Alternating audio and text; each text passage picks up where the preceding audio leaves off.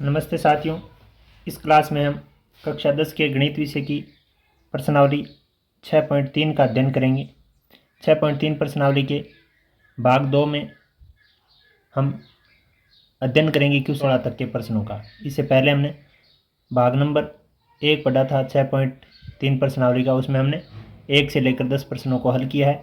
ये इसका दूसरा भाग है। इसमें हम अध्ययन करेंगे क्वेश्चन नंबर 11 से 16। क्वेश्चन नंबर अपना 11वां इस प्रकार से दिया गया है कि आकृति में ए बी बराबर ए सी वाले एक समद्विबाहु त्रिभुज ए बी सी की बढ़ाई गई भुजा सी बी पर स्थित ई एक बिंदु है।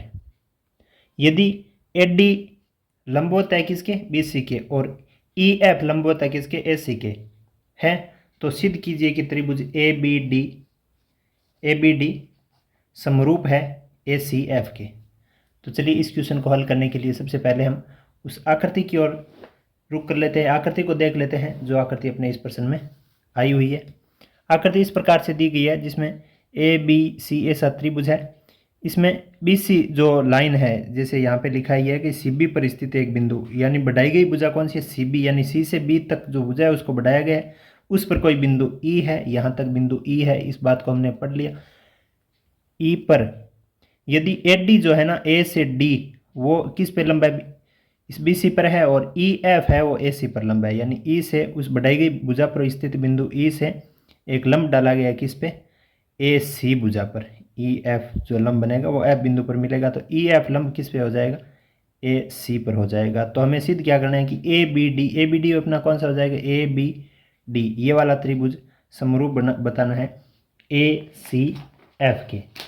ए बी डी त्रिभुज किसके समरूप बताना है हमें ए सी एफ के। यहाँ देखिए जो दोनों त्रिभुज है उसमें ए बी डी की बात करें तो ए से बी और बी से डी, ये वाला त्रिभुज हमें समरूप बताना है ए बी डी वाला किसके ई सी एफ है, ई से सी से एफ, ऐसा ये त्रिभुज हमें समरूप बताने हैं। तो चलिए हम स्टार्ट करते हैं इसको किस प्रकार से इसको हल करेंगे। तो सबसे पहले हम बात करते हैं आकृति के बाद हमें क्या दिया गया है।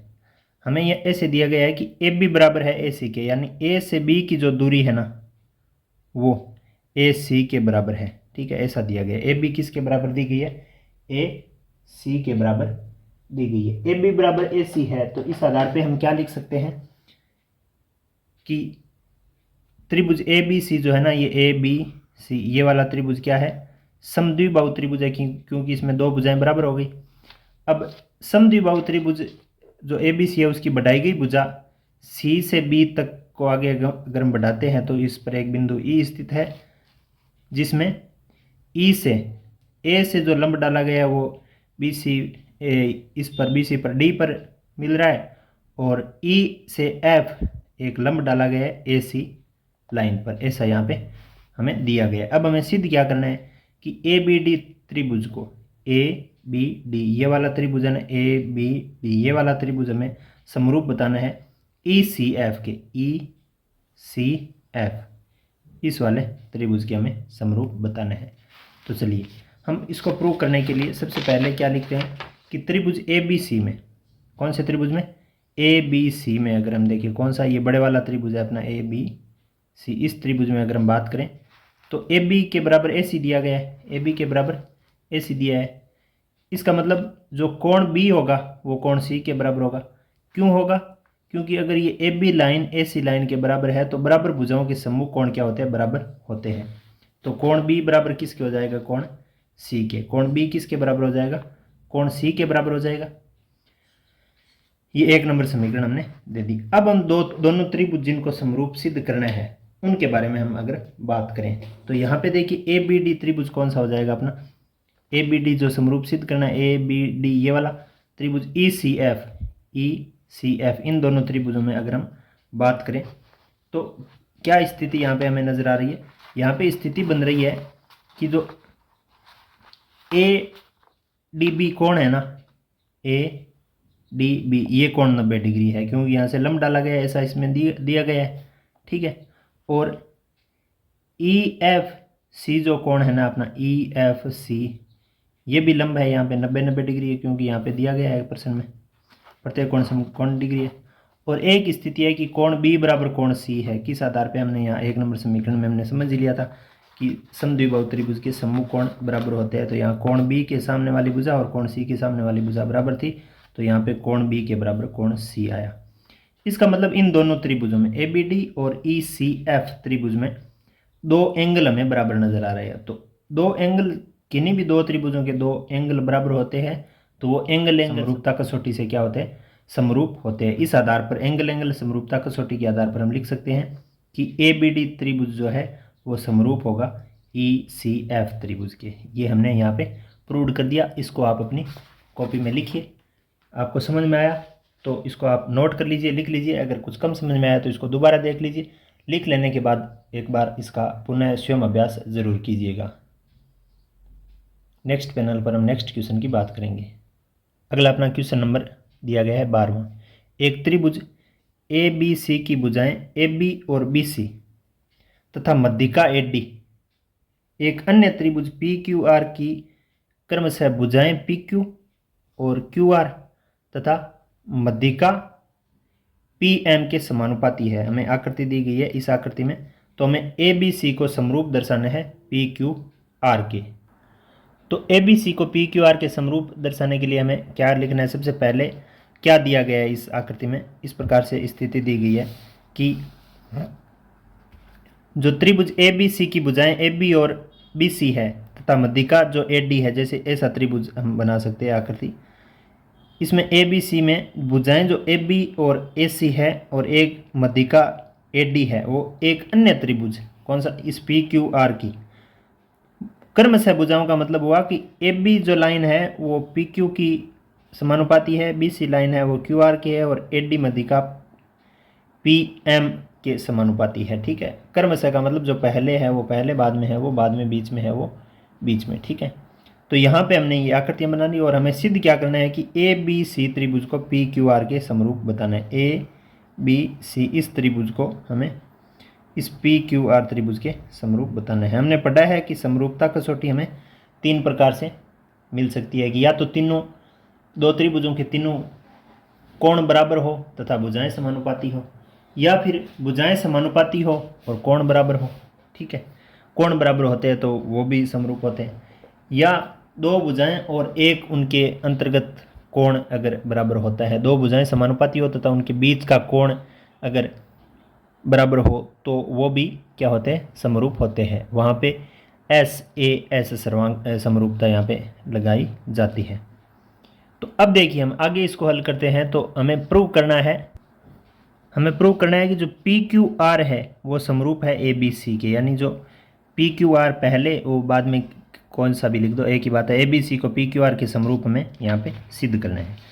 तो यहाँ पे दिया गया क्या है, इन दोनों के त्रिभुजों के AB अनुपात PQ, AB का PQ और BC का QR और AD का PM के अनुपात बराबर दिए गए, यानी AB बटा PQ, BC बटा QR और AD बटा PM बराबर दिए गए हैं। ये समानुपाती दिए गए, इसका मतलब इनका अनुपात जो है वो बराबर होगा। इसका तात्पर्य क्या हुआ कि AB बटा PQ और BC बटा QR है, तो BC बटा QR का हाफ हाफ करते हैं, आधा आधा भी। तो किसी भी अनुपात में हम बराबर संख्या का भाग या बराबर संख्या से गुणा करते हैं तो वो अनुपात तो बराबर के बराबर ही रहते हैं। तो यहाँ पे हमने BC का हाफ कर दिया। BC का हाफ क्यों कर दिया कि BC के हाफ पे D मिल रहा है। मध्यिका क्या होती है, जो शीर्ष होता है उसकी सम्मुख भुजा के मध्य में आके मिलती है। इसका मतलब यहाँ से जो भाग है उतना ही भाग ये बचेगा। इसमें अगर ये PM मध्यिका है तो इसका मतलब ये दोनों भाग बराबर होंगे। तो हमने 1/2 का भाग दे दिया, आधा कर दिया BC का और QR का भी आधा कर दिया, और AD बटा PM यहाँ दिया गया है, AD बटा PM हमने यहाँ पे लिख लिया। नेक्स्ट स्टेप में देखिए, अर्थात इसका तात्पर्य क्या हुआ कि AB बटा PQ के बराबर जो अनुपात आएंगे वो AD बटा QM भी हो जाएंगे। AD बटा QM, अब AD कहाँ से आया, BC का हमने जो हाफ किया ना, इस BC का हाफ BD है, AD नहीं है सॉरी, BC का हाफ BD, और यहाँ पे जो QR का हाफ किया ना, यहाँ इस QR का, इस पूरे का, ये QM हो जाएगा। ये क्या हो जाएगा, QM हो जाएगा। ठीक है, ये हमने यहाँ पे 1 नंबर समीकरण दे दी, क्योंकि मध्यिकाएं जो होती है AD और PM BC तथा QR को समद्विभाजित करती है। ये जो मध्यिकाएं हैं ये इसकी सम्मुख भुजाओं को, यानी जिस सिर से ये मध्यिकाएं आती है उसके सम्मुख भुजाओं को क्या करती है, समद्विभाजित करती है। तो हमने इस बात को यहाँ लिख दिया। इस आधार पर हमने अब हम इस आधार पर हम लिख सकते हैं कि जो त्रिभुज ABD है, कौन सा ABD, ABD ये त्रिभुज और PQM ये वाला त्रिभुज, ये दोनों त्रिभुज अगर एक साथ हम देखें तो इसका AB बट्टा PQ यानी इसका AB का अनुपात PQ के साथ, BD बट्टा QM इसका मतलब BD का अनुपात QM के साथ, और AD बट्टा PM मतलब AD का अनुपात PM के साथ, यानी इस भुजा का इस भुजा के साथ अनुपात वही है जो इस भुजा का इस भुजा के साथ है, और इन दोनों का है वो का वही अनुपात इसका इसके साथ है। इसका मतलब तीनों भुजाएं समानुपाती हो गई। तीनों भुजाएं समानुपाती हुई, समीकरण नंबर 1 से हमने इसको लिख दिया। तो तीनों भुजाएं समानुपाती होती है तो उस त्रिभुज को हम क्या कहते हैं, समरूप त्रिभुज कहते हैं। अतः हम यहाँ पे तीनों भुजाएं समानुपाती में कौन सा समरूपता नियम लगाते हैं, एस यानी साइड मतलब भुजा समरूपता से हम लिख सकते हैं कि जो त्रिभुज ABD है अपना ABD, ध्यान देना यहाँ पे हमने ABD की ही बात की है अभी तक।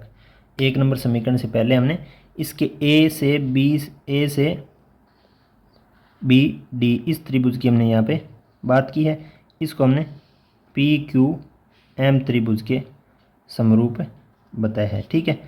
तो ये दोनों क्या हो जाएंगे, समरूप हो जाएंगे। इसका मतलब क्या हुआ कि जो समरूप होते हैं उनके जो संगत भाग होते हैं बराबर होते हैं। तो संगत भाग बराबर होते हैं तो इस आधार पर हम लिख सकते हैं कि जो कोण B है इसका वो इस कोण Q के बराबर होगा। कोण B किसके बराबर होगा, कोण Q के बराबर होगा। ये 2 नंबर समीकरण हमने यहाँ पे दे दी। अब हम क्या लेंगे, दोनों त्रिभुजों को लेते हैं। कौन कौन से को, ABC यानी इस बड़े वाले को ABC को, और PQR वाले इसको। इन दोनों त्रिभुजों में अगर हम बात करें तो AB बटा Q PQ, AB बटा PQ तो देखिए यहाँ पे भी दिया गया है AB बटा PQ BC बटा QR, ठीक है, और BC बटा QR, यानी दो भुजाओं का तो अनुपात यहाँ पे हमें ऑलरेडी दिया गया है। और एक कोण, इन छोटे वाले त्रिभुजों को जैसे ABD और PQM में हमने एक कोण इनका बराबर बता दिया था।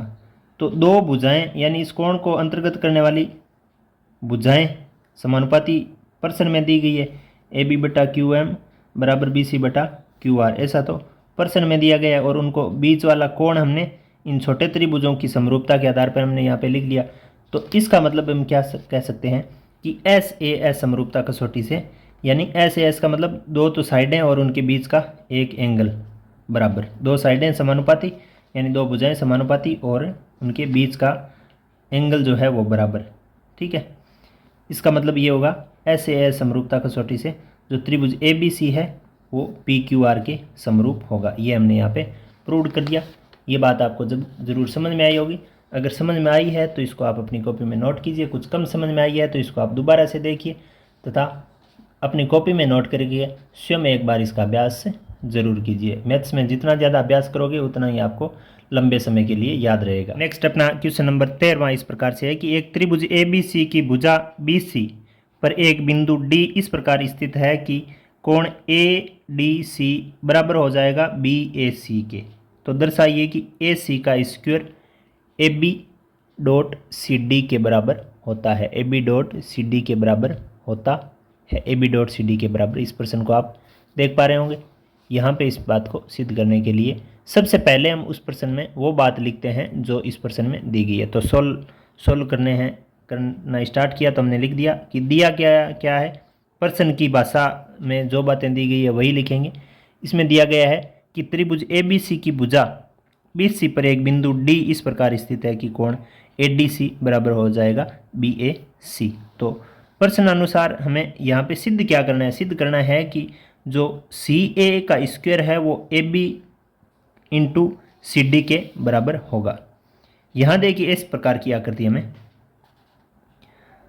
प्राप्त हो सकती है कि कोई त्रिभुज है ABC, ये ABC त्रिभुज है, इसकी भुजा BC, ये भुजा BC है, पर बिंदु D इस प्रकार स्थित है कि ये बिंदु D इस प्रकार है कि ए डी सी, यहाँ ध्यान देना, ए डी सी यानी ये वाला कोण जो है ए डी सी कोण, ये कोण किसके बराबर है, बी ए सी के, मतलब बी ए सी के बराबर यहाँ पे बताया गया, इस वाले कोण के बराबर। इस बात को हमें यहाँ विशेष तौर पे समझना है। तो चलिए यहाँ पे जो सिद्ध करना है उसको सिद्ध करने के लिए हमें यहाँ पे प्रूव करना स्टार्ट करते हैं। तो प्रूव करते हैं तो सबसे पहले हमें दो त्रिभुज लिखने पड़ेंगे। कौन कौन से, A D C. A D C अपना कौन सा है, जो हमें समरूप सिद्ध करना है ना, यानी समरूप सिद्ध करने में कौन कौन से त्रिभुज, कौन कौन से कोणों का मान दिया गया, एक तो इस कोण का और एक इस कोण का, मतलब ये दोनों कोण कौन कौन से त्रिभुज में काम आ रहे हैं। एक तो ए डी सी में, ए डी सी में इस त्रिभुज की बात करेंगे, और एक करेंगे बी ए सी, बी ए सी में, ये कोण दिया गया है ना। तो जो कोण दिए गए हैं बराबर, उन्हीं त्रिभुजों को हम यहाँ पे लेते हैं एक साथ।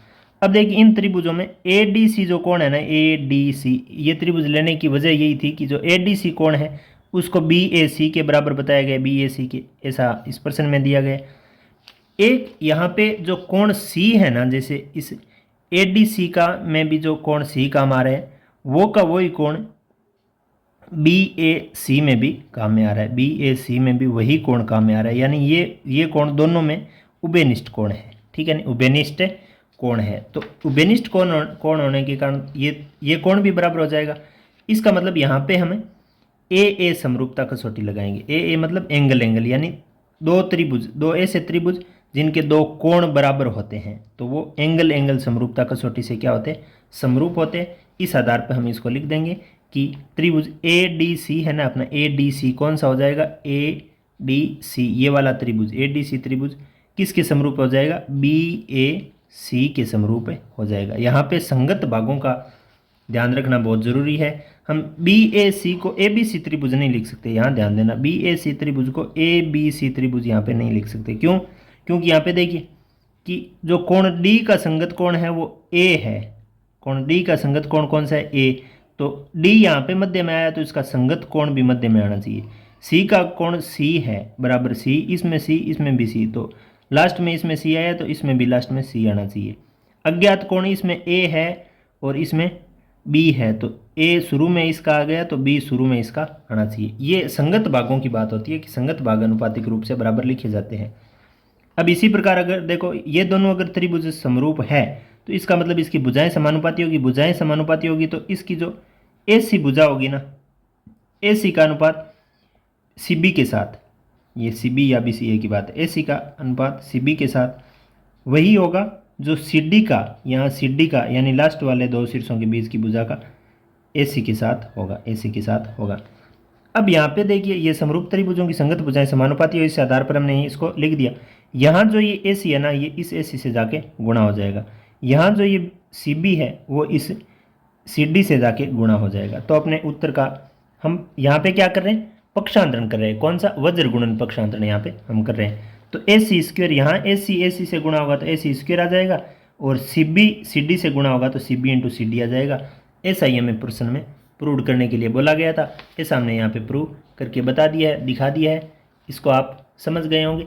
अगर आपके समझ में आया है तो इसको आप अपनी कॉपी में नोट कर लीजिए, लिख लीजिए तथा पुनः एक बार स्वयं अभ्यास जरूर कीजिए। अगर आपके कुछ कम समझ में आया है तो क्लास को एक बार पुनः इसको देखिए तथा बाद में आप इसका अभ्यास जरूर कीजिए। हम नेक्स्ट पैनल पर इसके नेक्स्ट क्वेश्चन की बात करेंगे।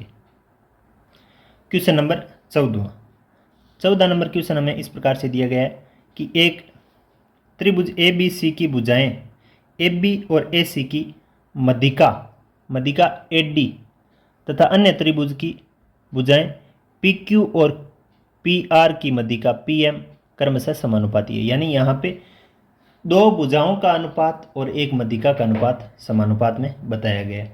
तो हमें दर्शाना है कि त्रिभुज ए बी सी समानुपात होगा त्रिभुज पी क्यू आर के। ये प्रश्न की लैंग्वेज हमने यहाँ पर पढ़ ली। तो सबसे पहले हम वो बात लिख लेते हैं जो हमें यहाँ पे दी गई है।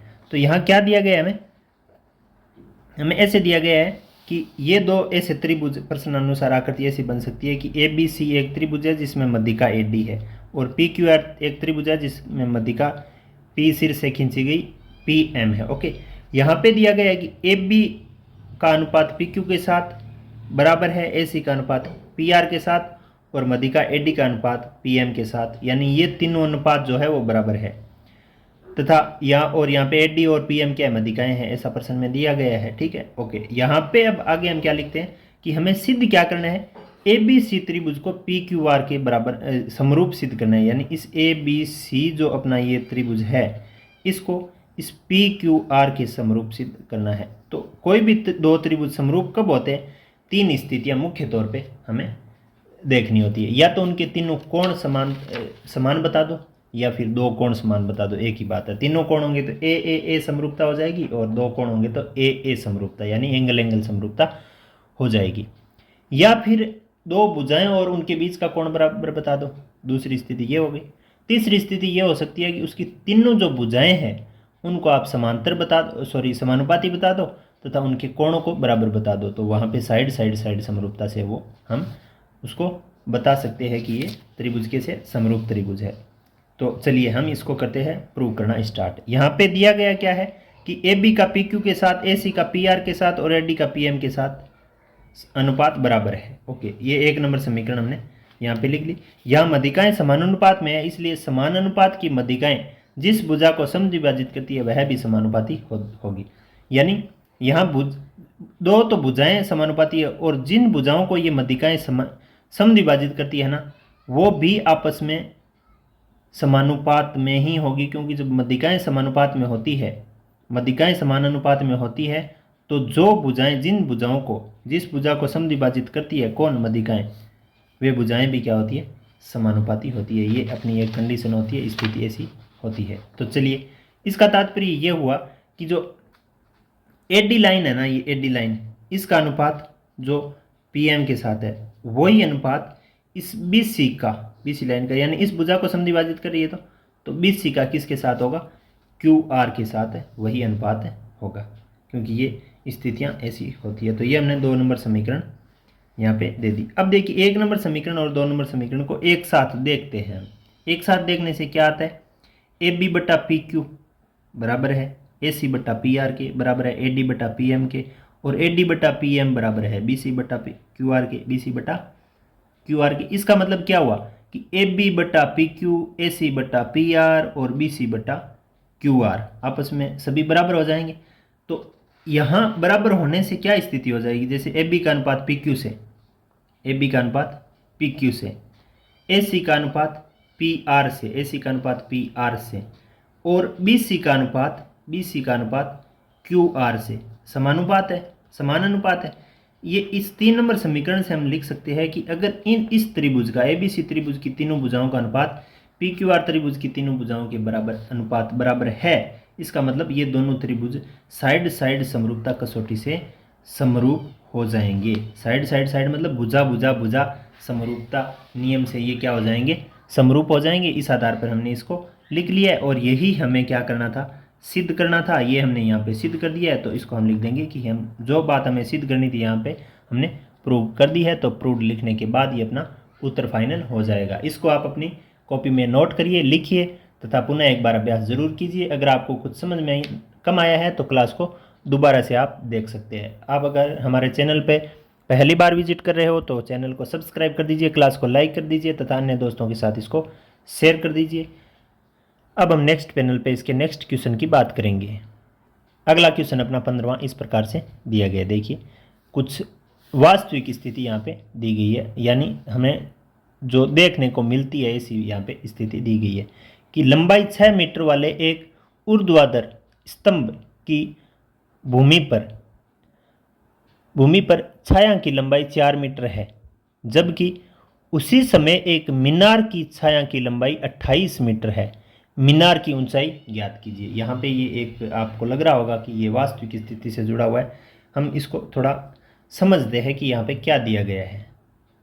तो चलिए, जो स्थिति यहाँ पे दी गई है उसकी हम बात करें तो यह हमें क्या मान लेनी है, एक मीनार मान लेनी है। पी क्यू रेखा मीनार के लिए लिखेंगे, माना पी क्यू मीनार है जबकि एस टी स्तंभ है। यहाँ आकृति हम इस प्रकार से बनाएंगे कि ये पी क्यू कोई मीनार है, पी क्यू कोई मीनार है और एस टी कोई स्तंभ है। स्तंभ मतलब छोटा कोई खंभा, पिलर मान सकते हैं इसको, स्तंभ है।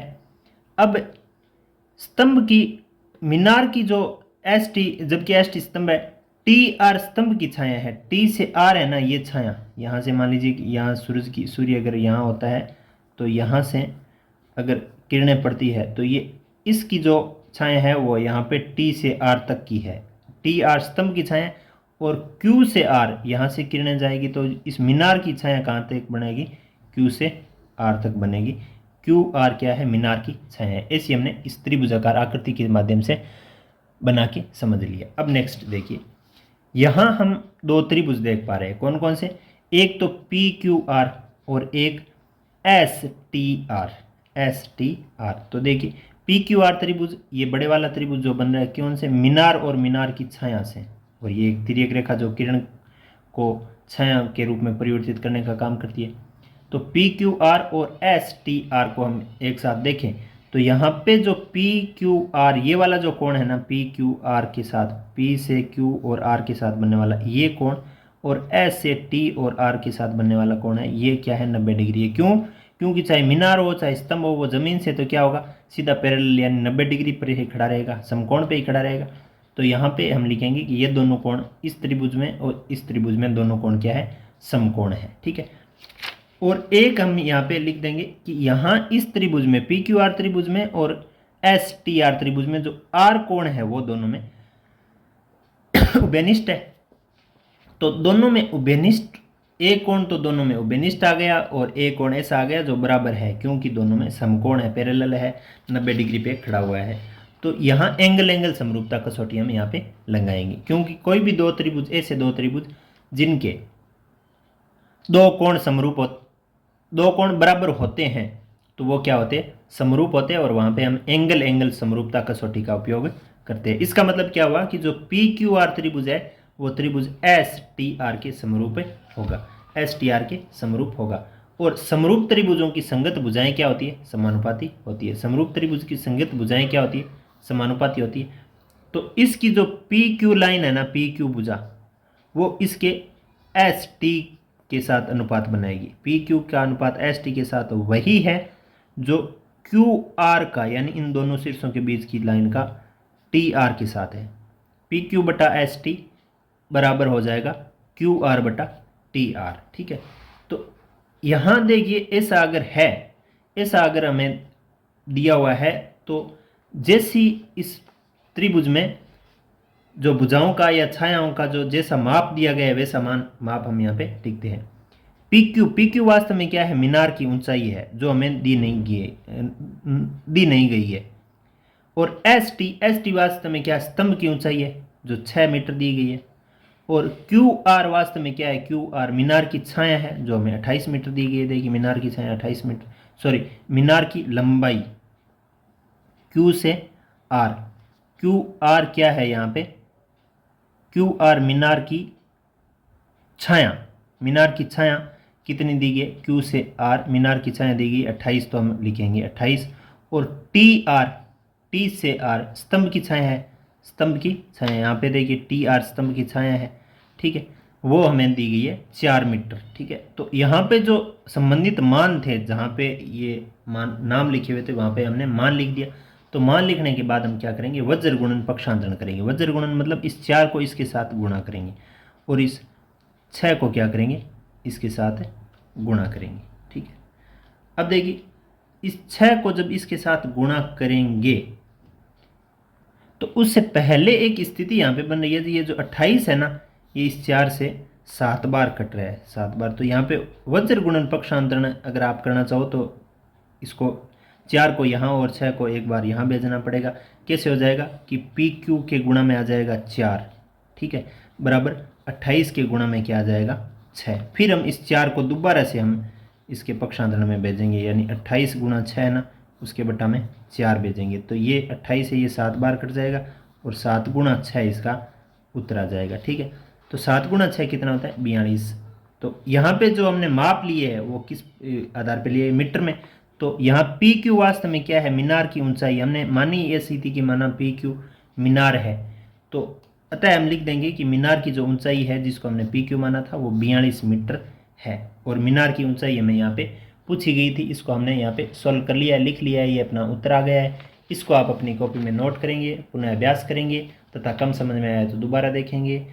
मैथ्स में जितना ज़्यादा अभ्यास करोगे उतना ही आपको लंबे समय के लिए याद रहेगा। तो इसको आप अपनी कॉपी में नोट करके लिखेंगे ज़रूर, और लिखने के बाद पुनः अभ्यास ज़रूर करेंगे, फिर आप इसको फेयर करेंगे। अब नेक्स्ट पैनल पर हम इसके नेक्स्ट क्वेश्चन की बात करने वाले हैं। अगला अपना क्वेश्चन हो गया क्वेश्चन नंबर 16। इसमें दिया गया देखिए, एडी और पीएम, एडी और पीएम त्रिभुजों एबीसी और पीक्यूआर की क्रमशः माध्यिकाएं हैं। माध्यिकाएं क्या होती है? किसी भी शीर्ष में अगर उसके सामने वाली यानी सम्मुख भुजा के मध्य बिंदु को अगर उस शीर्ष से मिला देते हैं तो वो क्या हो जाती है? माध्यिकाएं हो जाती है। तो माध्यिकाएं कौन कौन सी है? एबीसी और पीक्यूआर में, एबीसी में तो एडी है और पीक्यूआर में पीएम है, ये माध्यिकाएं है। जबकि जो एबीसी त्रिभुज है ना वो समरूप बताया गया है पीक्यूआर के, एबीसी त्रिभुज समरूप बताया गया है पीक्यूआर के। हमें सिद्ध क्या करना है कि ए बी बटा पी क्यू ए डी बटा पी एम के बराबर है, यानी ये दोनों अनुपात क्या करने हैं? समानुपात बताने हैं। तो चलिए हम स्टार्ट कर लेते हैं अपने प्रश्न के सोल्व भाग को। तो यहाँ पे हम हल स्टार्ट करते हैं। तो सबसे पहले हमें लिखना है कि हमें क्या दिया गया है। यहाँ पे क्या दिया गया है? दिया गया है कि एडी और पीएम त्रिभुजों एबीसी और पीक्यूआर की क्रमशः माध्यिकाएं हैं, और एबीसी समरूप है पीक्यूआर के, एबीसी समरूप है पीक्यूआर के। इस प्रकार की आकृति हम यहाँ पे बना सकते हैं कि एबीसी कोई त्रिभुज है जिसमें एडी इसकी माध्यिका होगी, ए से डी तक डालेंगे, बीसी के मध्य में आएगी, मतलब ये दोनों बराबर होंगे। और पीक्यूआर कोई त्रिभुज है जिसमें पीएम एक माध्यिका है, इसका मतलब ये मध्य में आके मिलेगी, तो यहाँ पे ये दोनों भाग इसके बराबर होंगे। ओके, ये बात आपको समझ में आ गई होगी।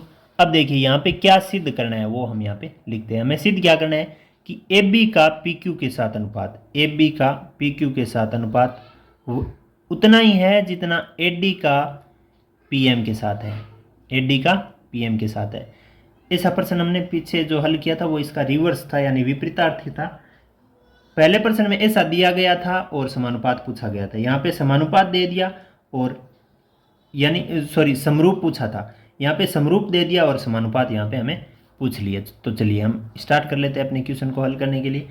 प्रूव करते हैं। तो जो बात दी गई है कि एबीसी को समरूप बताया गया है पी क्यू आर के, एबीसी को समरूप बताया गया है पी क्यू आर के। इसका मतलब ये हुआ कि समरूप त्रिभुजों की संगत भुजाएं क्या होती है? समानुपाती होती है। संगत भुजाएं मतलब संगत भुजाएं का तात्पर्य आप समझ गए होंगे कि ए बीस के बीच की भुजा पी क्यू आर के साथ अनुपात बनाएगी, वही अनुपात इनके दो शीर्ष बीसी का अनुपात बीसी बटा क्यू आर, यानी इन दोनों का अनुपात वही होगा, और एसी अनुपात पी आर भी वही होगा। ठीक है, तो इसका मतलब क्या हुआ कि ए बी का पी क्यू के साथ अनुपात है, ए बी का पी क्यू के साथ अनुपात है, वही बी सी का क्यू आर के साथ होगा, क्यू आर के साथ होगा। या हम इसको ऐसे भी लिख सकते हैं कि ए बी बटा P Q half B C upon half Q R. Half क्यों कर रहे हैं? क्योंकि इसको हमें ए डी को लेना है। तो ए डी किस त्रिभुज में आता है? इस त्रिभुज में आता है ए बी डी में। तो इसमें ये ए डी भुजा अगर हमारे पास समानुपात काम में आ जाए तो हम ए डी वाली भुजा को एक त्रिभुज की भुजा मानते हुए हम इसको लिख सकते हैं। और इसका मतलब क्या हुआ कि अगर ए बी बटा P Q half of B C upon half of Q R के बराबर है, तो हाफ ऑफ बी सी और हाफ ऑफ क्यू आर क्या है? यानी आधा बी सी का आधा क्या है? बी डी, बी सी का आधा क्या है? बी डी, और क्यू आर का आधा क्या है? Q M. तो हम यहाँ पे लिख देंगे कि ए बी बटा पी क्यू बराबर है बी डी बटा क्यू एम के। ये अपनी एक नंबर समीकरण हो जाएगी। एक नंबर समीकरण यहाँ पे हम इसको दे देंगे। और कोण जो क्यू है, बी कोण क्यू के बराबर है। इसका जो कोण बी है वो इसके क्यू के बराबर है। क्यों है? क्योंकि समरूप त्रिभुज दिए गए कौन कौन से? ए बी सी और P Q R, A B C और पी क्यू आर। इसके मतलब कोण तो ये बराबर है, ये इसके बराबर है, ये ए वाला इस पी के बराबर है, सी वाला इस आर के बराबर है। हमें तो ज़रूरत इस बी वाले की क्यू के साथ वाले से है, तो हम इसको लिख देंगे कि कोण बी है वो कोण क्यू के बराबर है, क्योंकि समरूप त्रिभुजों के संगत कोण क्या होते हैं? बराबर होते हैं। तो इस आधार पर अगर हम इन दो भुजाओं को, इस भुजा का इस भुजा के साथ अनुपात और इस भुजा का इस भुजा के साथ अनुपात बराबर बता देते हैं, यानी इन दो भुजाओं को समानुपात बता देते हैं और इनके अंतर्गत कोण को बराबर बता देते हैं। यहाँ पे दो भुजाओं को समानुपात बता दिया और उसके अंतर्गत कोण को बराबर बता दिया। इसका मतलब यहाँ समीकरण नंबर 1 और 2 को हम एक साथ देखें तो जो त्रिभुज ए बी डी है ना अपना, कौन सा? ए बी डी, ये त्रिभुज समरूप हो जाएगा किसके? पी क्यू एम के, पी क्यू एम के। कौन सी कसौटी से? एस ए एस, यानी एस ए एस का मतलब भुजा, एस का मतलब भुजा यानी साइड, और ए का मतलब एंगल मतलब कोण, और फिर एस आया उसका मतलब भुजा, यानी दो भुजाएं समानुपाती बताई है हमने और उनके बीच के कोण को हमने बराबर बताया है। ओके, इस कसौटी से ये दोनों त्रिभुज क्या हो जाएंगे, समरूप हो जाएंगे। अब समरूप त्रिभुजों के संगत भाग बराबर होते हैं, ये होते ही हैं, संगत भाग बराबर और संगत भुजाएं, संगत कोण बराबर तथा संगत भुजाएं समानुपाती होती है। इसका मतलब ए बी डी में जो ए बी लाइन है वो पी क्यू के समानुपाती है, पी क्यू का अनुपात बनाइए, वही अनुपात ए डी का, ए से डी का, यानी दोनों शीर्षों ए से डी का पी एम के साथ होगा, पी एम के साथ होगा। ये हमें जो सिद्ध करना था वो बात को हमने यहाँ तक पहुँचा दिया है, सिद्ध कर दिया है। इसको आप ज़रूर समझ गए होंगे। अगर आप समझ गए हैं तो इसको आप अपनी कॉपी में नोट करेंगे, लिखेंगे तथा पुनः इसका अभ्यास आप ज़रूर करेंगे। क्लास को आपने पूरा देखा, इसके लिए बहुत बहुत धन्यवाद। इस प्रश्नावली के हमने 6.3 प्रश्नावली के 2 भाग में इस प्रश्नावली को पूरा पढ़ लिया है। ये प्रश्नावली पूरी पढ़ने के बाद ही जो संशोधित सिलेबस अपना 2023-24 में लागू हुआ है उसके हिसाब से हमने इस प्रश्नावली को कंप्लीट पढ़ लिया है। अब हम नेक्स्ट प्रश्नावली नंबर 7 का अध्ययन करेंगे। आप हमसे जुड़े रहिए तथा हमारे चैनल पे अगर नए हो तो चैनल को सब्सक्राइब कर दीजिए, क्लास को लाइक कर दीजिए, अपने दोस्तों के साथ शेयर कर दीजिए। क्लास को पूरा देखने के लिए बहुत बहुत धन्यवाद। Thank you.